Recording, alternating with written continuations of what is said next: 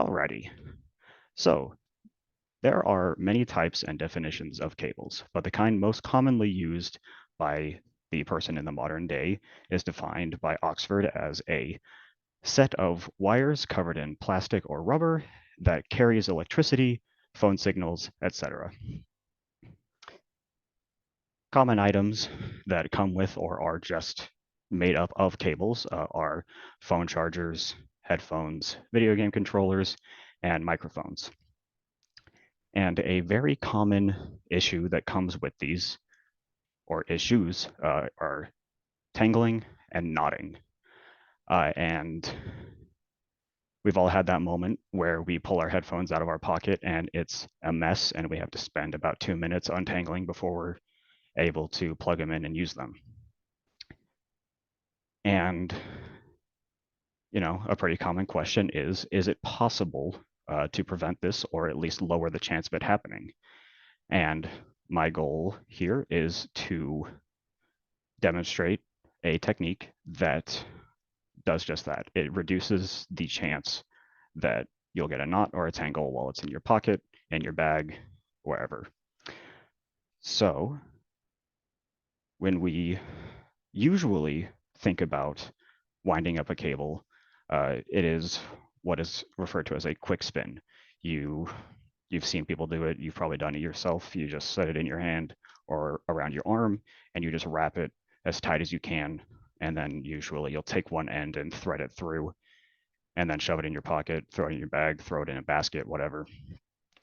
But not only is that potentially harmful to the cable, um, the stretching and the tightening can damage it over time. It also can cause knotting and tangling. So, um, or as observed by Adam Mann at Wired, about 50% of the time, a string would emerge from its quick spin with a knot in it. Strings and cables, they behave very similarly. So the way we prevent this is with a technique called coiling, which is commonly used by stagehands or anyone else that has to work with really long pieces of cables. But it will work with just about any kind of cable that can tangle. So over here, I have just a regular old USB extender that I will be using to demonstrate.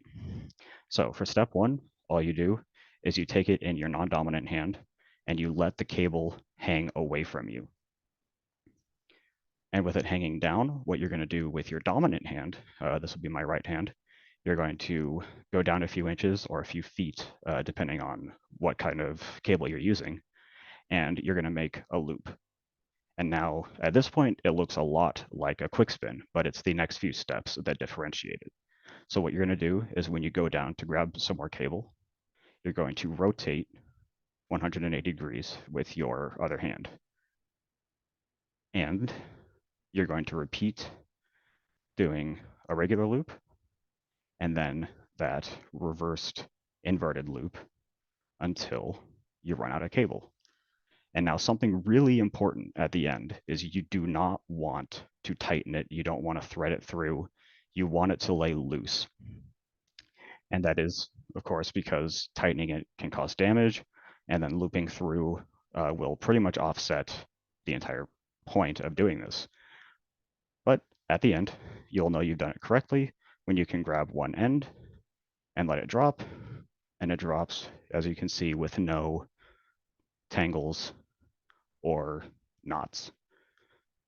So we all know that cables tend to have, a mind of their own, but we can sort of manipulate that mind. It's a little bit of a vulgar way to say it, but it works. So using coiling, you're training the cable to lay a certain way. And that, that'll prevent that embarrassing moment when you pull something out of your pocket, out of your bag, or out of a larger stack of cables and have to spend 2 to 3 minutes or longer, depending on how long the cable is, untangling it.